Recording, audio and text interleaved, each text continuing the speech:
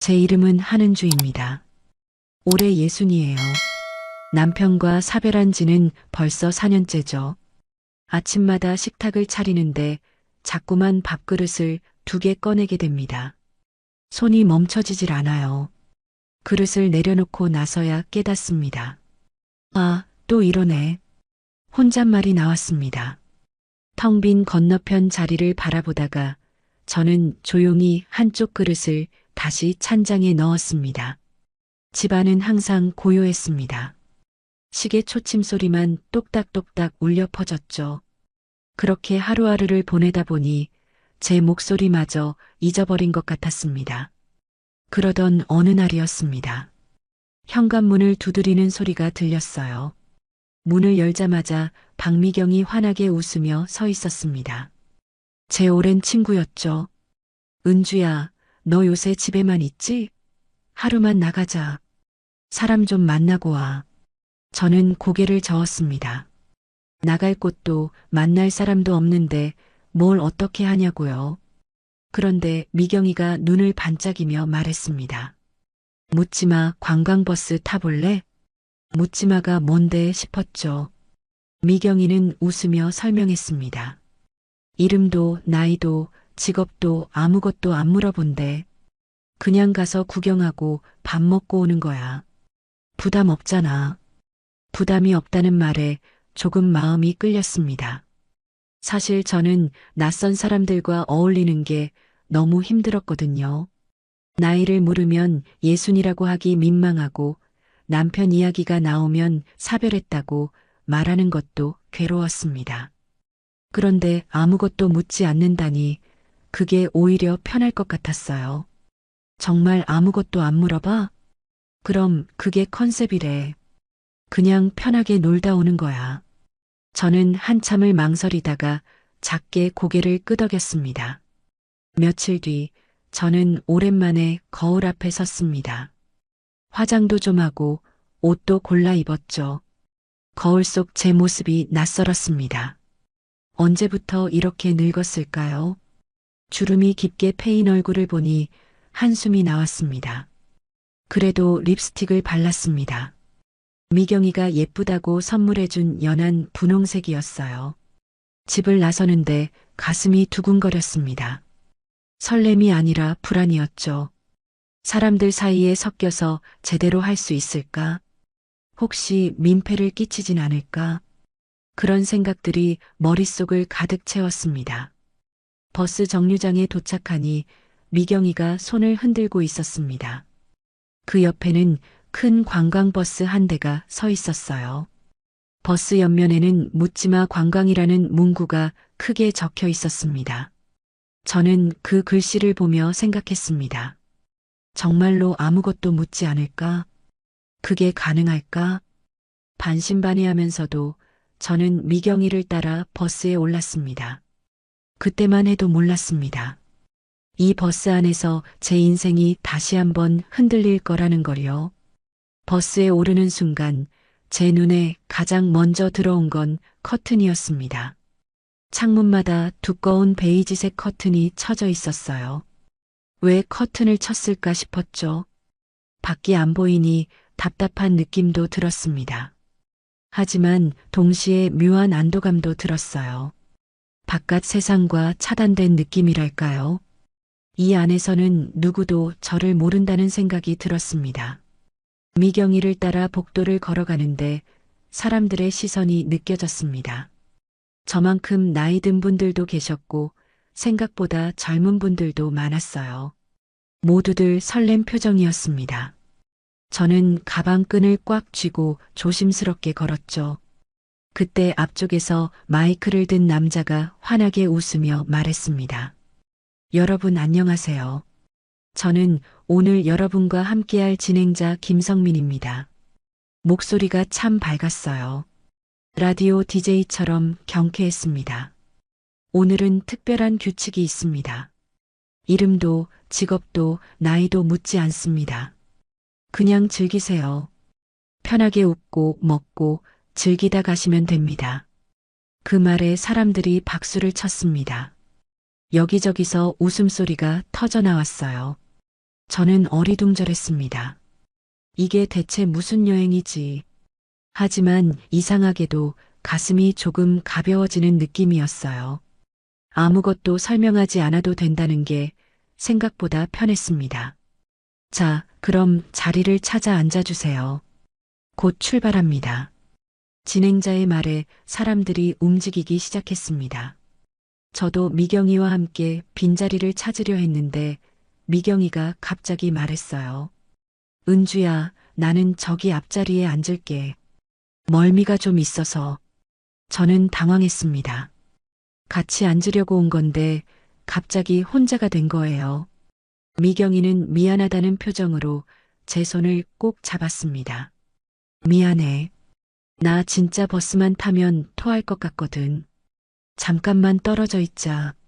할 수 없었죠. 저는 고개를 끄덕이고 혼자 뒷자리를 향해 걸었습니다. 사람들 사이를 지나가는데 심장이 빠르게 뛰었어요. 어디 앉아야 하지? 어디가 비었지? 두리번거리다가 창가 쪽 빈자리를 발견했습니다. 다행이다 싶어서 그쪽으로 걸어갔어요. 그런데 그 앞자리에 앉아 계신 남자분이 계셨습니다. 짧은 흰머리에 단정한 옷차림이었죠. 저는 조심스럽게 물었습니다. 저기, 이 자리 비었나요? 남자분이 고개를 돌렸습니다. 그런데 표정이 별로 좋지 않았어요. 퉁명스럽게 말했습니다. 그 자린 제 짝이 앉기로 했어요. 짝이요. 저는 얼굴이 화끈 달아올랐습니다. 괜히 물어본 것 같아서 민망했죠. 제가 뭘 잘못 본 건가 싶었어요. 죄송하다고 말하려는데 목소리가 제대로 나오지 않았습니다. 그냥 고개만 숙이고 뒤로 물러섰어요. 사람들이 다 지켜보는 것 같았습니다. 왜 이렇게 민망한 상황이 생기는 걸까요? 혼자 온 게 실수였나 싶었습니다. 그냥 집에 있을걸? 그런 생각이 머릿속을 맴돌았어요. 그때였습니다. 뒤에서 조용한 목소리가 들렸어요. 여기 앉으세요. 옆자리가 비었어요. 저는 깜짝 놀라 뒤를 돌아봤습니다. 안경을 쓴 남자분이 제 쪽을 보며 미소 짓고 있었어요. 인상이 부드러웠습니다. 나이는 저보다 조금 많아 보였죠. 60 중반쯤 되셨을까요? 괜찮으세요? 이쪽 자리 넉넉합니다. 그분은 옆자리 가방을 치우며 자리를 만들어 주셨어요. 저는 얼떨결에 고맙다고 말하며 그 자리에 앉았습니다. 가슴이 아직도 두근거렸어요. 민망한 반, 안도감 반이었죠. 자리에 앉자마자 버스가 출발했습니다. 엔진 소리가 낮게 울렸어요. 저는 창밖을 보려 했는데 커튼이 가려져 있어서 아무것도 보이지 않았습니다. 그냥 앞만 바라보고 앉아 있었죠. 그런데 이상한 냄새가 났습니다. 아니, 냄새라기보다는 향이었어요. 은은한 향수 냄새였습니다. 어디서 나는 걸까 싶어 주위를 둘러봤는데 옆에 앉으신 분에게서 나는 것 같았어요. 남자분들은 보통 향수를 안 뿌리는데 이분은 달랐습니다. 자극적이지 않고 편안한 향이었어요. 나무 같기도 하고 차 향기 같기도 했습니다. 창문 사이로 새어 들어오는 햇살이 제 무릎 위에 떨어졌습니다. 따뜻했어요. 버스 안은 웅성거렸지만 이상하게 저는 조용한 느낌이 들었습니다. 향수 냄새와 햇살, 그리고 낯선 사람의 존재. 묘한 조합이었죠. 저는 슬쩍 옆을 봤습니다. 그분은 창밖을 보고 계셨어요. 커튼 틈 사이로 보이는 풍경을 조용히 바라보고 계셨습니다. 손은 무릎 위에 가지런히 올려져 있었고 자세도 단정했어요. 왠지 모르게 신뢰가 가는 모습이었습니다. 그때 진행자가 다시 마이크를 잡았습니다. 자, 여러분. 오늘 우리가 갈 곳은 비밀입니다. 도착해서 알게 되실 거예요. 그 전까지는 옆 사람과 편하게 이야기 나누시면 됩니다. 옆 사람과 이야기를 나누라니. 저는 긴장했습니다. 뭘 말해야 하지. 하지만 그분은 먼저 말을 걸지 않으셨어요. 저도 용기가 나지 않았습니다. 그렇게 우리는 한동안 아무 말 없이 앉아 있었습니다. 버스가 달리면서 흔들렸습니다. 제 어깨가 살짝 그분 쪽으로 기울었어요. 깜짝 놀라 몸을 바로 세웠습니다. 그분은 괜찮다는 듯 미소만 지으셨죠. 길이 좀 울퉁불퉁하네요. 그분이 처음으로 말을 걸었습니다. 목소리가 낮고 차분했어요. 저는 어색하게 대답했습니다. 그러게요. 짧은 대답이었지만 그걸로 충분했습니다. 우리는 더 이상 말하지 않았어요. 하지만 침묵이 불편하지 않았습니다. 오히려 편안했죠. 이상했어요. 처음 보는 사람인데 왜 이렇게 편한 걸까요? 저는 가만히 눈을 감았습니다. 향수 냄새가 계속 느껴졌어요. 햇살도 계속 따뜻했습니다. 버스 소리, 사람들의 웃음소리, 그리고 이 낯선 안정감. 모든 게 혼란스러웠지만 동시에 괜찮았습니다. 제 마음 한구석이 조금씩 녹아내리는 느낌이었어요. 4년 만에 처음 느껴보는 감정이었습니다. 버스가 1시간쯤 달렸을까요? 진행자가 다시 마이크를 들었습니다. 표정이 장난기 가득했어요. 자, 이제 재미있는 시간입니다. 오늘의 파트너를 뽑겠습니다. 파트너요. 저는 가슴이 철렁했습니다. 무슨 파트너를 뽑는다는 건지 이해가 안 됐어요. 주변 사람들은 신나는 표정이었는데 저만 불안했습니다. 여기 바구니에 번호표가 들어 있습니다. 한 분씩 나오셔서 뽑아주세요. 같은 번호를 뽑은 분들끼리 오늘 하루 파트너가 되는 겁니다. 진행자가 환하게 웃으며 설명했습니다. 사람들이 앞으로 나가기 시작했어요. 저는 자리에서 일어나지 못했습니다. 다리가 떨렸거든요. 이런 게임 같은 건 정말 싫었어요. 왜 꼭 이런 걸 해야 하는지 이해할 수 없었습니다. 은주 씨, 가보세요. 미경이가 뒤에서 제 등을 톡 쳤습니다. 저는 어쩔 수 없이 일어났어요. 천천히 앞으로 걸어갔습니다. 바구니에는 작은 종이들이 접혀 있었어요. 저는 눈을 감고 하나를 집었습니다. 펼쳐보니 8번이었습니다. 크게 적힌 숫자 8. 별 의미 없는 숫자였어요. 저는 그 종이를 들고 제자리로 돌아왔습니다. 자, 이제 같은 번호끼리 손을 들어주세요. 1번부터 확인하겠습니다. 진행자의 목소리가 울려 퍼졌습니다. 1번, 2번, 3번. 차례로 사람들이 손을 들었어요. 웃음소리가 여기저기서 터져나왔습니다. 모두들 즐거워 보였죠. 자, 8번 되시는 분. 제 차례였습니다. 저는 천천히 손을 들었어요. 그리고 주위를 둘러봤습니다. 누가 같은 번호일까? 그때 옆에서 손이 올라갔습니다. 깜짝 놀라 고개를 돌렸어요. 아까 그 남자분이었습니다. 제 옆자리를 양보해 주셨던 분이요. 그분도 8번을 들고 계셨어요. 우리는 서로를 바라봤습니다. 어머, 운명이다. 뒤에서 누군가가 말했습니다. 그 말에 사람들이 웃었어요. 저는 얼굴이 뜨거워졌습니다. 운명이라니요. 그냥 우연일 뿐인데 사람들은 왜 저렇게 호들갑을 떠는 걸까요? 옆에 앉으신 두 분이 8번이시네요. 이미 짝이 맞춰져 계셨네요. 진행자가 웃으며 말했습니다. 저는 고개를 숙였어요. 그분도 어색하게 웃고 계셨습니다. 우리는 아무 말도 하지 못했죠. 번호 확인이 끝나고 버스는 다시 출발했습니다. 진행자가 말했어요. 파트너끼리 이야기 나누시면서 가세요. 곧 점심 먹을 곳에 도착합니다. 점심이라는 말에 배에서 소리가 났습니다. 아침을 제대로 못 먹었거든요. 저는 창밖을 보는 척하며 가만히 앉아 있었어요. 그분도 말을 걸지 않으셨습니다. 우리는 그렇게 한참을 침묵했죠. 버스가 어느 휴게소에 멈췄습니다. 사람들이 우르르 내렸어요. 넓은 잔디밭이 펼쳐져 있었습니다. 테이블들이 놓여 있었고 직원들이 도시락을 나눠주고 있었어요. 파트너끼리 같이 앉으세요.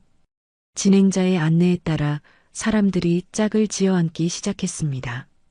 저도 어쩔 수 없이 한 테이블에 앉았어요. 그분도 제 맞은편에 앉으셨습니다.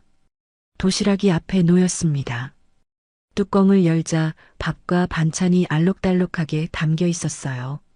그런데 식욕이 없었습니다. 아침부터 긴장해서 그런가 속이 불편했거든요. 저는 도시락을 그냥 둔 채 물만 마셨습니다. 주변 사람들은 맛있게 먹고 있었어요. 웃음소리도 끊이지 않았죠. 저만 혼자 멍하니 앉아 있었습니다. 안 드세요? 그분이 조심스럽게 물었습니다. 저는 고개를 저었어요. 입맛이 없어서요. 짧게 대답했습니다. 그분은 제 얼굴을 잠시 바라보시더니 말했어요. 빈속에 약 드시면 안 돼요. 저는 깜짝 놀라 그분을 봤습니다. 어떻게 아셨죠? 제가 약을 먹는다는 걸요. 가방 속에 혈압약이 들어 있었거든요.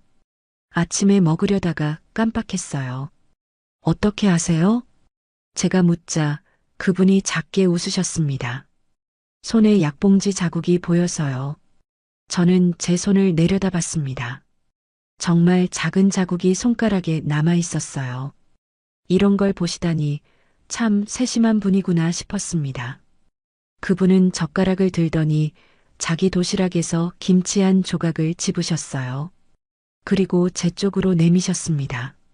제가 담근 겁니다. 짜지 않아요. 저는 멍하니 그 김치를 바라봤습니다. 빨간 고춧가루가 적당히 묻어 있었어요. 싱싱해 보였습니다. 남자분이 김치를 담그신다고요. 신기했어요. 직접 담그세요? 제가 묻자 그분이 고개를 끄덕였습니다. 혼자 사니까 배운 거죠. 혼자 산다는 말에 저는 가슴이 뜨끔했습니다. 이 사람도 혼자구나. 그런 생각이 들었어요. 저는 조심스럽게 그 김치를 받아 먹었습니다. 입에 넣는 순간 아삭한 소리가 났어요. 정말 짜지 않았습니다. 오히려 달콤한 맛까지 났죠. 맛있었어요. 오랜만에 느껴보는 맛이었습니다. 맛있네요. 제가 말하자 그분이 환하게 웃으셨습니다. 주름진 눈가가 더 깊어졌어요. 그 미소가 따뜻했습니다. 다행이네요. 더 드세요. 그분은 또 한 조각을 집어주셨습니다. 저는 이번엔 거절하지 않았어요. 자연스럽게 받아 먹었습니다. 이상하게 배가 고파지기 시작했어요. 이름이 뭐예요? 제가 먼저 물었습니다. 묻지 않기로 한 여행이었지만 이 사람은 알고 싶었거든요. 정태식입니다. 저는 하는 주예요. 우리는 처음으로 서로의 이름을 알게 됐습니다. 정태식? 이름도 참 단단해 보였어요. 반갑습니다, 은주 씨. 정태식이 말했습니다. 존댓말이 자연스러웠어요. 억지스럽지 않았죠. 저도 편하게 대답했습니다. 저도 반가워요. 그때부터였습니다. 우리는 조금씩 이야기를 나누기 시작했어요. 여행 온 이유, 평소에 뭘 하며 사는지 별것 아닌 이야기들이었습니다. 하지만 그게 좋았어요. 부담스럽지 않았거든요. 정태식은 도자기 만드는 일을 하신다고 했습니다. 작은 공방을 운영하고 계신다고 했어요. 그래서 손이 그렇게 깨끗한 거구나 싶었습니다. 저는 그저 집에서 지낸다고만 말했어요. 남편 이야기는 하지 않았습니다. 정태식도 더 묻지 않으셨죠. 우리는 서로의 과거를 캐묻지 않았어요. 그게 오히려 편했습니다. 점심을 다 먹고 일어설 때 정태식이 제 도시락 뚜껑을 닫아주셨습니다. 작은 배려였지만 그게 제 마음을 흔들었어요. 누군가 저를 챙겨준다는 느낌. 4년 만에 처음이었습니다. 제 눈시울이 뜨거워졌어요. 참았습니다. 울면 안 된다고 생각했죠. 하지만 마음 한구석이 따뜻해졌습니다. 오랜만에 느껴보는 온기였어요. 해가 기울기 시작했습니다. 돌아가는 버스 안은 점심 먹기 전과는 분위기가 달랐어요. 사람들이 편해진 것 같았습니다. 여기저기서 이야기 소리가 끊이지 않았죠. 저도 정태식과 나란히 앉아 창밖을 보고 있었어요. 말은 많지 않았지만 침묵이 불편하지 않았습니다. 버스가 고속도로에 진입했습니다. 속도가 빨라지면서 엔진 소리가 낮게 울렸어요. 저는 피곤함이 몰려왔습니다. 아침부터 긴장했던 탓인지 눈꺼풀이 무거웠죠. 그때 앞쪽에서 진행자가 마이크를 들었습니다. 목소리가 평소보다 더 장난스러웠어요. 자, 여러분. 오늘 마지막 이벤트가 남아 있습니다. 사람들이 웅성거리기 시작했습니다. 저는 불안한 예감이 들었어요. 또 무슨 게임을 하자는 걸까요? 지금부터 조명을 끄겠습니다. 깜깜해질 거예요. 진행자의 말이 끝나자마자 버스 안불이 하나씩 꺼지기 시작했습니다. 천장 조명, 복도 조명 모두 꺼졌어요.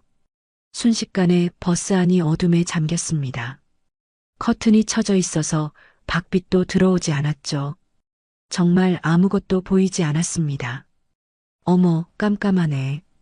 누군가가 말했습니다.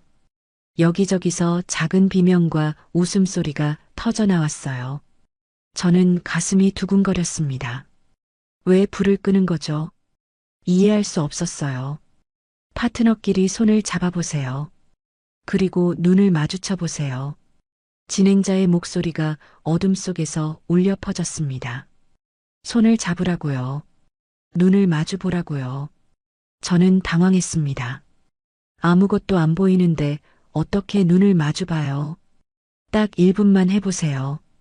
재미있을 겁니다. 진행자가 웃으며 말했습니다. 주변에서 웃음소리가 더 커졌어요. 누군가는 즐거워하는 것 같았습니다. 하지만 저는 너무 불편했어요. 이런 건 싫었습니다. 저는 몸을 움츠렸습니다. 손을 무릎 위에 꽉 쥐었어요. 정태식도 아무 말이 없었습니다. 어둠 속에서 그분의 숨소리만 희미하게 들렸죠. 사람들이 움직이는 소리가 났습니다. 여기저기서 손을 잡는 소리, 웃는 소리가 들렸어요. 저는 그냥 가만히 있었습니다. 안 해도 되겠지. 그냥 지나가겠지. 그런 생각이었어요. 그때였습니다. 누군가가 제 손끝을 살짝 잡았어요. 깜짝 놀랐습니다. 따뜻한 손이었어요. 부드럽게 제 손가락을 감쌌습니다. 누구죠? 정태식인가요? 심장이 미친 듯이 뛰었습니다. 얼굴이 화끈거렸어요. 손을 뿌리쳐야 하나? 그냥 있어야 하나? 머릿속이 복잡했습니다. 정태식 씨 맞죠? 저는 작게 속삭였습니다. 목소리가 떨렸어요. 대답을 기다렸습니다. 하지만 아무 소리도 들리지 않았어요. 정태식은 대답하지 않았습니다. 그런데 손은 놓이지 않았습니다. 오히려 조금 더 꽉 잡았어요. 엄지손가락이 제 손등을 천천히 쓰다듬었습니다. 너무나 조심스럽게요. 저는 숨을 참았습니다. 이게 뭐지? 이 느낌은 뭐지? 가슴이 답답하면서도 따뜻했어요. 무섭기도 하고 설레기도 했습니다. 어둠 속에서는 다른 감각들이 더 예민해지는 것 같았어요. 손의 온기가 또렷하게 느껴졌습니다. 손가락에 굳은 살, 손바닥의 두께, 모든 게 전해졌어요. 정태식의 숨소리가 들렸습니다. 규칙적이면서도 조용한 숨소리였어요. 저도 모르게 그 리듬에 맞춰 숨을 쉬고 있었습니다. 주변의 소음은 점점 멀어졌습니다. 웃음소리도 수다 소리도 들리지 않았어요. 오직 이 손의 온기와 숨소리만 남았습니다. 시간이 멈춘 것 같았어요. 1분이라고 했는데 훨씬 긴 것 같기도 하고 너무 짧은 것 같기도 했습니다. 저는 그냥 가만히 앉아 있었어요. 손을 놓지도 더 잡지도 않은 채로요. 그 짧은 어둠 속에서 이상한 일이 일어났습니다. 4년 동안 저를 짓눌렀던 외로움이 조금씩 사라지는 느낌이었어요. 마치 무거운 돌이 가슴에서 내려가는 것 같았습니다. 누군가가 저를 잡고 있다는 것, 그것만으로도 충분했습니다. 말이 필요 없었어요. 이름도 얼굴도 중요하지 않았습니다.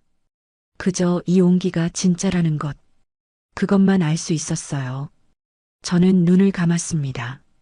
어차피 어두워서 아무것도 안 보이는데 왜 눈을 감았는지는 모르겠어요. 그냥 그래야 할 것 같았습니다. 그때 정태식의 손이 살짝 움직였습니다. 손가락이 제 손가락 사이로 들어왔어요. 깍지를 끼듯이요. 저는 가만히 있었습니다. 거부하지 않았어요. 이게 맞는 건가요? 이래도 되는 건가요? 머릿속으로는 그런 생각들이 맴돌았습니다. 하지만 몸은 정직했어요. 저도 모르게 손에 힘을 주고 있었습니다. 진행자의 목소리가 들렸습니다. 자, 이제 조명을 켜겠습니다. 불이 하나씩 켜지기 시작했어요. 천천히 버스 안이 밝아졌습니다. 저는 눈을 떴어요. 눈부셨습니다. 정태식이 제 옆에 앉아 있었습니다. 우리는 아직도 손을 잡고 있었어요. 불이 다 켜졌는데도 손을 놓지 않고 있었습니다. 저는 정태식을 봤습니다. 그분도 저를 보고 있었어요. 눈이 마주쳤습니다. 그 눈빛에는 당황함도 있었고, 미안함도 있었고, 그리고 뭔가 더 있었어요. 뭐라고 설명할 수 없는 감정이었습니다. 우리는 천천히 손을 놓았습니다. 손이 떨어지는 순간 아쉬움이 밀려왔어요. 손바닥이 시원했습니다. 아니, 차가웠어요. 정태식이 작게 말했습니다. 죄송합니다. 저는 고개를 저었습니다. 사과할 일이 아니었어요. 저도 거부하지 않았으니까요. 아니에요. 짧게 대답했습니다. 더 이상 말하지 않았어요. 우리는 다시 앞을 보고 앉아 있었습니다.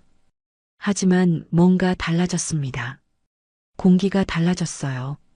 우리 사이의 거리가 달라진 것 같았습니다. 버스는 계속 달렸습니다. 저는 창밖을 봤어요. 커튼 사이로 스쳐 지나가는 풍경들이 보였습니다. 빠르게 지나가는 나무들, 건물들, 하늘. 제 손은 아직도 따뜻했습니다. 정태식의 온기가 남아 있었어요. 저는 그 손을 꽉 쥐었습니다. 식지 않기를 바라면서요. 이 온기가 조금 더 오래 남아있기를 바라면서요. 그날 밤 집으로 돌아가는 내내 저는 그 감촉을 잊을 수가 없었습니다. 어둠 속에서 잡았던 그 손의 온기가 계속 남아 있었어요. 4년 만에 처음 느껴본 떨림이었습니다. 집에 돌아온 다음 날 아침이었습니다. 저는 평소처럼 커피를 끓이고 있었어요. 어제 일이 자꾸 생각났습니다. 어둠 속에서 잡았던 손, 정태식의 따뜻한 눈빛, 모든 게 꿈 같았어요. 휴대폰이 울렸습니다. 미경이었어요. 아침부터 전화가 오다니 무슨 일인가 싶었죠. 여보세요? 은주야, 너 지금 인터넷 봤어? 미경이의 목소리가 급했습니다. 뭔가 심상치 않았어요. 무슨 인터넷? SNS 말이야. 어제 우리 탔던 버스 있잖아. 가슴이 철렁했습니다. 버스가 왜요? 무슨 일이 있었나요? 빨리 검색해봐. 묻지마. 관광버스로 검색하면 나와. 미경이가 다급하게 말했습니다. 저는 전화를 끊고 서둘러 휴대폰을 만졌어요. 손이 떨렸습니다. 검색창에 묻지마. 관광버스라고 쳤죠. 순간 숨이 멎었습니다. 가장 위에 글이 하나 떠 있었어요. 묻지마. 관광버스 커플이라는 제목이었습니다. 클릭했습니다. 사진이 여러 장 올라와 있었어요. 제 모습이었습니다. 정태식과 나란히 앉아 있는 사진, 도시락을 먹는 사진, 그리고 버스 안에서 손을 잡고 있는 사진까지. 누가 찍은 걸까요? 몰래 찍었다는 게 믿기지 않았어요. 댓글을 봤습니다. 손이 더 떨렸어요. 나이 들어서도 저러냐? 요즘 노인들 정신 좀. 민망하다 진짜. 악의적인 말들이 줄줄이 달려 있었습니다. 저는 휴대폰을 떨어뜨릴 뻔했어요. 얼굴이 화끈거렸습니다. 부끄러웠어요. 창피했습니다. 왜 저런 말을 하는 걸까요? 저희가 뭘 잘못했나요? 그냥 손을 잡았을 뿐인데요. 하지만 사람들 눈에는 이상하게 보였나 봅니다. 나이 든 사람이 연애 비슷한 걸 한다는 게요. 저는 소파에 주저앉았습니다. 머리가 아팠어요. 가슴이 답답했습니다. 내가 뭘 한 거지? 내가 왜 그런 버스를 탔지? 후회가 밀려왔습니다. 내가 미쳤지. 혼잣말이 나왔습니다. 정말 미친 것 같았어요. 60살 먹은 사람이 무슨 설렘이에요. 무슨 손잡기예요. 웃기는 일이었습니다. 휴대폰을 다시 봤습니다. 댓글이 계속 늘어나고 있었어요. 더 이상 보고 싶지 않았습니다. 하지만 눈을 뗄 수가 없었어요. 마치 제가 잘못을 저지른 것처럼 느껴졌습니다. 정태식은 이걸 봤을까요? 그분도 이 글을 봤다면 어떤 기분일까요? 미안했습니다. 괜히 그분까지 곤란하게 만든 것 같았어요. 저는 휴대폰을 내려놓고 창밖을 봤습니다. 맑은 날씨였어요. 하지만 제 마음은 어두웠습니다. 어제의 설렘은 온데간데 없었죠. 그저 부끄러움만 남았습니다. 커피가 식어 있었습니다. 마시고 싶지 않았어요. 입맛이 없었습니다. 그냥 가만히 앉아 있었죠. 시간이 얼마나 지났을까요? 휴대폰이 다시 울렸습니다. 이번에는 전화가 아니었어요. 문자였습니다. 모르는 번호였어요. 누구지? 혹시 악플 다는 사람이 번호를 알아낸 건가? 무서웠습니다. 하지만 궁금했어요. 저는 떨리는 손으로 문자를 열었습니다. 한은주 씨, 저 정태식입니다. 정태식이었습니다. 심장이 쿵 내려앉았어요. 그분이 왜 문자를 보냈을까요? 화가 난 걸까요? 아니면 저처럼 당황한 걸까요? 다음 문장을 읽었습니다. 미안합니다. 역시 미안하다고 하시네요. 제가 더 미안한데요. 저 때문에 그분도 곤란해진 거잖아요. 하지만 그 순간 거짓은 없었습니다. 저는 그 문장을 다시 읽었습니다.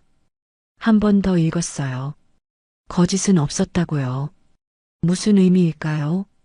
눈물이 났습니다. 왜 눈물이 나는지 저도 모르겠어요. 슬퍼서인지 고마워서인지 억울해서인지 알 수 없었습니다. 그냥 눈물이 흘렀어요. 저는 휴대폰을 쥔 채 울음을 참았습니다. 목이 메었어요. 숨을 크게 들이마셨습니다. 정태식의 말이 맞았어요. 거짓은 없었습니다.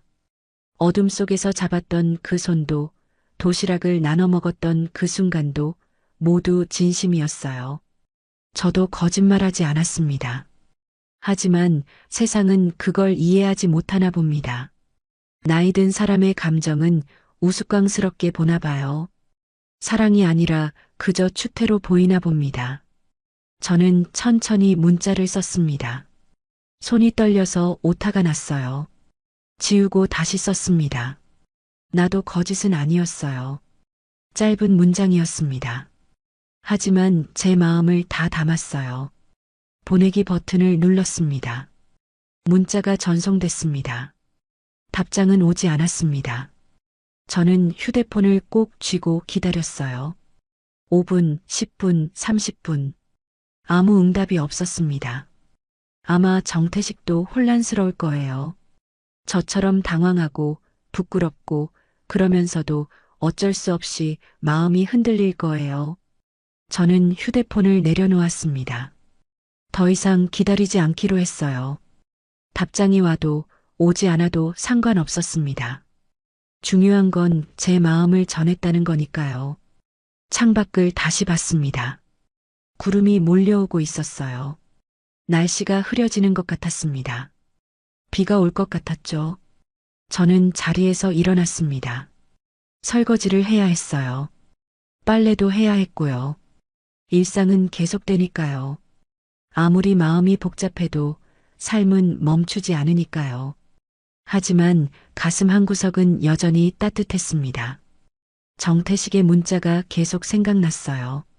거짓은 없었다는 그 말이요. 그 말이 저를 지탱해 주는 것 같았습니다. 사람들이 뭐라고 하든 저는 알고 있었어요. 그날의 감정이 진짜였다는 걸요. 그걸로 충분했습니다. 적어도 지금은요.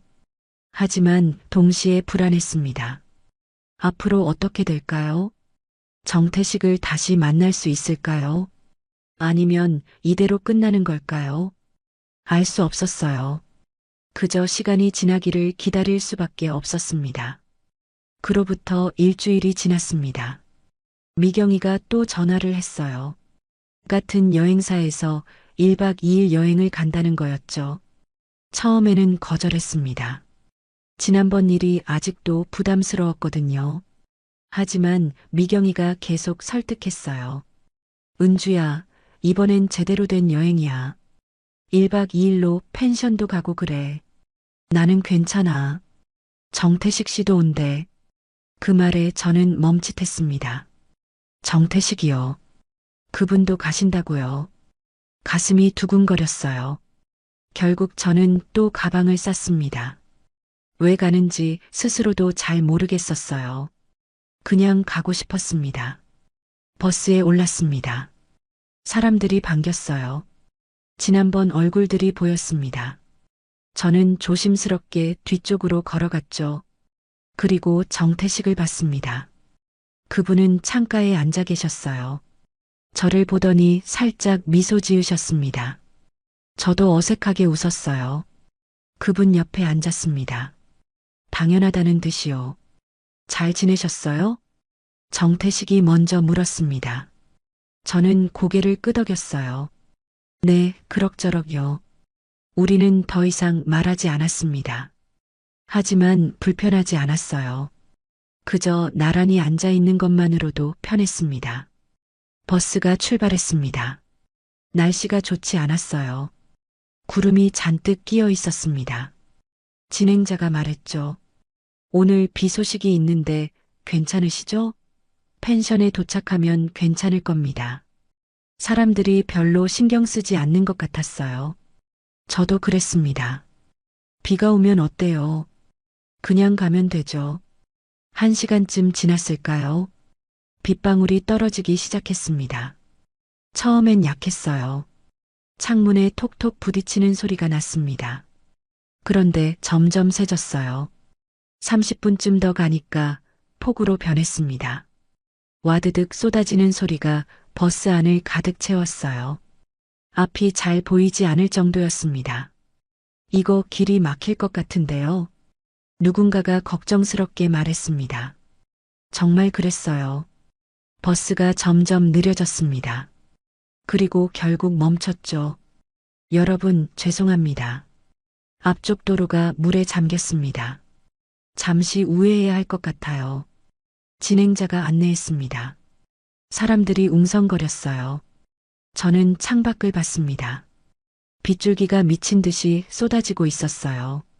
버스는 다른 길로 돌아갔습니다. 하지만 그쪽도 상황이 좋지 않았어요. 결국 진행자가 다시 말했습니다. 인근 펜션으로 먼저 가겠습니다. 거기서 비를 피하시고 날씨 보고 출발하겠습니다. 할 수 없었죠. 버스는 가까운 펜션으로 향했습니다. 도착했을 때는 저녁 무렵이었어요. 빗소리는 더 거세졌습니다. 펜션 주인이 나왔습니다. 당황한 표정이었어요. 갑자기 오시면 곤란한데요. 방이 부족합니다. 진행자가 사과하며 설명했습니다. 어쩔 수 없는 상황이라고요. 펜션 주인은 한숨을 쉬었어요. 2인실로 배정하면 겨우 될 것 같네요. 파트너끼리 같이 쓰셔야 합니다. 사람들이 수군거렸습니다. 저는 정태식을 봤어요. 그분도 저를 보고 있었습니다. 둘 다 당황한 표정이었죠. 방을 배정받았습니다.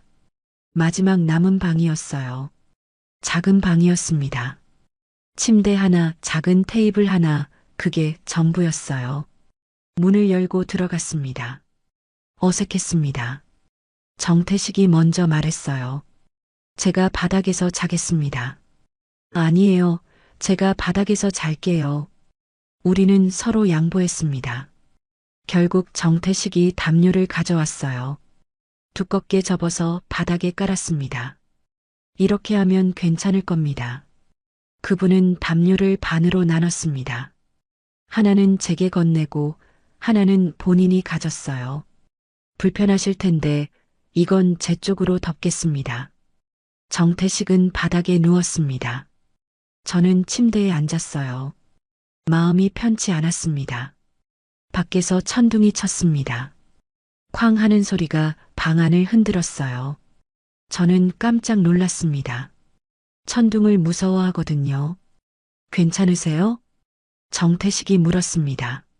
저는 고개를 끄덕였어요. 하지만 손이 떨리고 있었습니다. 또 천둥이 쳤습니다. 이번엔 더 컸어요. 저는 담요를 꽉 움켜쥐었습니다. 천둥 무서우세요? 정태식이 일어나 앉았습니다. 저는 부끄러웠어요. 60살이나 먹고 천둥을 무서워하다니요. 어릴 때부터 그랬어요. 작게 대답했습니다. 정태식은 아무 말 없이 제 옆에 앉았어요. 가까이 있으니 조금 안심이 됐습니다. 빗소리가 창문을 두드렸습니다. 쉴 새 없이 쏟아지는 소리였어요. 우리는 한동안 말없이 앉아 있었습니다. 저는 용기를 냈습니다. 궁금한 게 있었거든요. 참을 수가 없었어요. 그날 왜 제 손을 잡았어요? 조용히 물었습니다. 정태식은 대답하지 않았어요. 한참을 침묵했습니다. 천둥이 또 쳤습니다. 그 소리 사이로 정태식의 목소리가 들렸어요. 그때 꼭 잡아주고 싶었습니다. 저는 그분을 봤습니다. 정태식은 창밖을 보고 있었어요. 은주 씨가 너무 외로워 보였거든요. 저도 그랬으니까 알 수 있었어요. 그분의 목소리가 떨렸습니다. 처음 들어보는 떨림이었어요. 나도 누군가에게 위로가 되고 싶었습니다. 혼자 사는 게 너무 힘들었거든요. 정태식이 저를 봤습니다. 눈빛이 간절했어요. 슬펐습니다. 죄송합니다. 함부로 손을 잡아서요. 저는 고개를 저었습니다. 눈물이 났어요. 참을 수가 없었습니다. 아니에요. 저도 외로웠어요. 너무 외로웠어요. 목소리가 떨렸습니다. 눈물이 흘렀어요. 정태식이 제 손을 잡았습니다. 이번엔 어둠 속이 아니었어요. 불이 켜진 방 안에서였습니다. 많이 힘드셨죠? 정태식이 말했습니다. 저는 울었어요. 소리내서 울었습니다. 4년 동안 참았던 눈물이 쏟아졌어요. 정태식은 아무 말 없이 제 손을 꽉 잡아주었습니다. 그 손이 따뜻했어요. 너무 따뜻했습니다. 밖에서는 빗소리가 계속됐습니다. 천둥도 쳤어요. 하지만 더 이상 무섭지 않았습니다. 누군가 제 곁에 있었으니까요. 저는 천천히 울음을 멈췄습니다. 정태식이 티슈를 건넸어요. 저는 받아서 눈물을 닦았습니다. 미안해요. 갑자기 울어서요. 괜찮습니다. 우셔도 돼요. 정태식이 미소 지었습니다. 따뜻한 미소였어요. 그날 밤 우리는 밤새 이야기했습니다. 혼자 살면서 느낀 외로움, 사별 후의 공허함, 누구에게도 말하지 못했던 이야기들을 나눴어요. 새벽이 올 때까지 우리는 이야기했습니다. 그리고 알게 됐죠. 우리가 얼마나 비슷한지를요. 펜션에서 돌아온 후 정태식과 저는 자주 연락했습니다. 문자도 하고 전화도 했어요. 처음엔 조심스러웠죠. 하지만 점점 자연스러워졌습니다. 아침에 일어나면 정태식의 문자가 와 있었어요. 잘 주무셨어요? 짧은 문장이었지만 그게 하루를 시작하는 힘이 됐습니다. 한 달쯤 지났을 때 정태식이 만나자고 했어요. 공방에 놀러 오라고 했습니다. 저는 설렜어요. 그분이 일하는 곳이 궁금했거든요. 하지만 그날 아침 아들이 찾아왔습니다. 민수였어요. 1년에 몇 번 보지도 못하는 아들이 갑자기 온 거예요. 이상했습니다. 엄마, 잠깐 얘기 좀 해요. 민수의 표정이 굳어 있었습니다. 뭔가 심상치 않았어요. 무슨 일이야? 엄마, 요새 누구 만나요? 가슴이 철렁했습니다. 어떻게 알았을까요? 제가 정태식을 만나는 걸 아들이 알 리 없는데요. 갑자기 왜 그래? 인터넷에서 봤어요. 엄마가 어떤 남자랑 같이 찍힌 사진요. 아, 그 사진이구나. 아직도 인터넷에 떠돌고 있나 봅니다. 저는 한숨을 쉬었어요. 친구야. 여행에서 만난 친구. 친구요? 엄마, 그 사진 보면 친구처럼 안 보이던데요. 민수의 목소리가 날카로웠습니다. 저는 당황했어요. 뭐라고 설명해야 할지 몰랐습니다. 그냥 아는 사람이야. 너가 신경 쓸 일 아니고. 신경 쓸 일 아니라고요? 엄마가 모르는 남자랑 그렇게 다니는데요? 민수가 소리를 높였습니다. 저는 놀랐어요. 아들이 이렇게 화내는 걸 처음 봤거든요. 그 사람 믿을 수 있어요? 혹시 엄마 재산 노리는 거 아니에요? 민수야, 그게 무슨 말이야? 인터넷에 이상한 글도 있던데요. 묻지마 관광버스가 뭔데요? 거기서 만난 사람을 어떻게 믿어요? 저는 화가 났습니다. 제 아들이지만 너무했어요. 내가 뭘 안다고 그래. 정태식 씨는 그런 사람 아니야. 정태식이요? 이름까지 알아요? 엄마, 정신 차려요. 민수가 테이블을 쳤습니다. 저는 깜짝 놀랐어요. 하지만 물러서고 싶지 않았습니다. 민수야, 엄마도 사람이야. 외롭고 힘들어. 그렇다고 아무나 만나면 어떻게 해요? 아빠 돌아가신 지 겨우 4년밖에 안 됐어요. 그 말에 저는 숨이 막혔습니다. 겨우 4년이라고요. 겨우라고요. 민수야, 너한테는 4년이 짧을지 몰라도 엄마한테는 너무 길었어. 목소리가 떨렸습니다. 참았던 감정이 터져 나왔어요. 너는 1년에 몇 번이나 엄마 찾아와? 명절 때 잠깐 오고 용돈 필요할 때 전화하고. 그게 다잖아. 엄마가 얼마나 외로운지 알아? 밥 먹을 때마다 혼자고 잠들 때마다 혼자야. 너는 모르잖아. 저는 울지 않으려고 애썼습니다. 하지만 눈물이 났어요. 이번엔 내 인생을 내가 선택할 거야. 너한테 허락받을 일이 아니야. 민수는 아무 말도 하지 못했습니다. 저는 가방을 들었어요. 엄마, 어디 가요? 나가. 엄마, 너는 내 인생 살아. 엄마는 엄마 인생 살게. 저는 문을 열고 나갔습니다. 뒤에서 민수가 뭐라고 말하는 것 같았지만 듣지 않았어요. 그냥 걸었습니다. 택시를 탔습니다. 정태식의 공방 주소를 말했어요.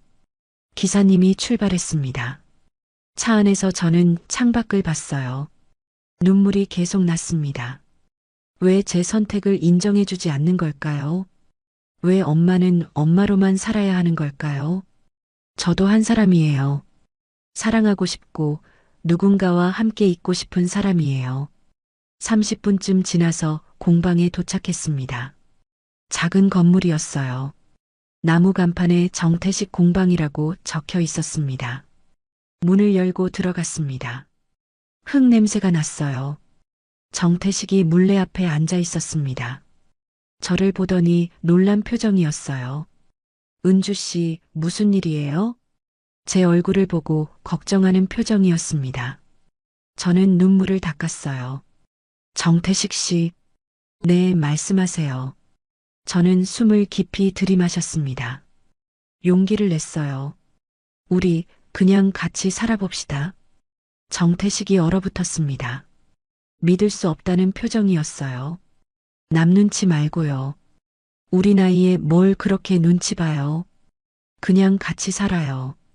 제 목소리가 떨렸습니다. 하지만 확신이 있었어요. 정태식은 천천히 일어났습니다. 제게 다가왔어요. 눈시울이 붉어져 있었습니다. 은주 씨, 정말 그래도 되나요? 네, 정말이에요. 저는 가진 게 별로 없어요. 이 작은 공방이 전부예요. 상관없어요. 저도 가진 거 없어요. 텅 빈 집뿐이에요. 정태식이 제 손을 잡았습니다. 따뜻한 손이었어요. 그럼 나도 더는 숨지 않겠습니다. 그분의 목소리가 떨렸습니다. 눈물이 흘렀어요. 주변에서 뭐라고 하든 당당하게 살겠습니다. 은주 씨와 함께요. 저는 울었습니다. 정태식도 울었어요. 우리는 한참을 그렇게 서 있었습니다. 밖에서 햇살이 들어왔습니다. 창문으로 들어온 빛이 우리를 비췄어요. 따뜻했습니다. 정태식이 조심스럽게 물었습니다. 아드님은 어떻게 하실 거예요? 시간이 지나면 이해할 거예요. 아니면 그냥 그렇게 사는 거죠. 저는 미소 지었습니다. 처음으로 확신이 생겼어요. 이제 제 인생이에요. 제가 선택한 거예요. 정태식이 고개를 끄덕였습니다. 그리고 제 손을 더 꽉 잡았어요. 그럼 우리 천천히 준비해 봅시다. 서두르지 말고요. 네, 천천히요. 우리는 웃었습니다. 밖에서 새소리가 들렸어요. 봄이 오고 있었습니다. 우리의 봄도 오고 있었어요. 그날 저는 정태식의 공방에서 오래 머물렀습니다. 그분이 만든 도자기들을 구경했어요. 하나하나 정성이 담긴 작품들이었습니다. 그걸 보면서 생각했어요. 이 사람이라면 괜찮겠다고요. 함께 살아도 괜찮겠다고요. 저녁이 되어서야 집으로 돌아갔습니다. 민수는 이미 가고 없었어요. 테이블 위에 쪽지가 있었습니다. 엄마, 생각해 볼게요. 하지만 조심하세요. 짧은 문장이었습니다. 하지만 전보다 나았어요. 적어도 생각해 본다고 했으니까요. 저는 쪽지를 접어서 서랍에 넣었습니다. 그리고 창밖을 봤어요. 별이 떠 있었습니다. 오랜만에 보는 별이었어요. 그로부터 6개월이 흘렀습니다. 정태식과 저는 함께 살기로 했어요. 재혼식을 올리기로 했습니다. 거창한 건 아니었어요. 작은 정원에서 가까운 사람들만 모여서요. 민수는 결국 왔습니다. 마지못해 온 것 같았지만 그래도 왔어요. 그것만으로도 감사했습니다. 미경이도 왔고 정태식의 친구들도 왔어요. 묻지마 관광버스에서 만났던 분들도 몇 분 오셨습니다. 아침부터 저는 긴장했습니다. 60살에 재혼식을 올린다는 게 믿기지 않았어요. 거울 앞에 섰습니다. 흰색 재킷 원피스를 입었어요. 화려하지 않고 단정한 옷이었습니다. 미경이가 골라준 거였죠. 은주야, 예쁘다. 미경이가 웃으며 말했습니다. 저는 부끄러웠어요. 이 나이에 예쁘다니요. 주름투성이인데 뭐가 예뻐. 아니야, 진짜 예뻐. 행복해 보여. 미경이의 말에 저는 거울을 다시 봤습니다. 정말 제 얼굴이 달라 보였어요. 예전보다 밝아 보였습니다. 눈빛도 살아 있었어요. 정원으로 나갔습니다. 따스한 햇살이 내리쬐고 있었어요. 5월의 햇살이었습니다.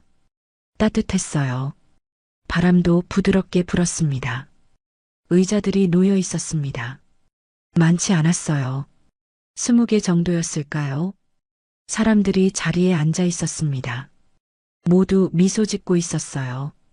앞쪽에 정태식이 서 있었습니다. 검은색 수트를 입고 계셨어요. 머리도 깔끔하게 넘기셨습니다. 잘생겨 보였어요. 아니, 원래 잘생기셨죠? 정태식이 저를 봤습니다. 눈빛이 반짝였어요. 미소 지으셨습니다. 저도 웃었어요. 가슴이 두근거렸습니다. 설렜어요. 작은 음악이 흘러나왔습니다. 피아노 선율이었어요. 잔잔하고 아름다웠습니다. 저는 천천히 걸었어요. 미경이가 제 팔을 잡아주었습니다. 잘해, 은주야. 미경이가 속삭였습니다. 저는 고개를 끄덕였어요. 한 걸음 한 걸음 나아갔습니다.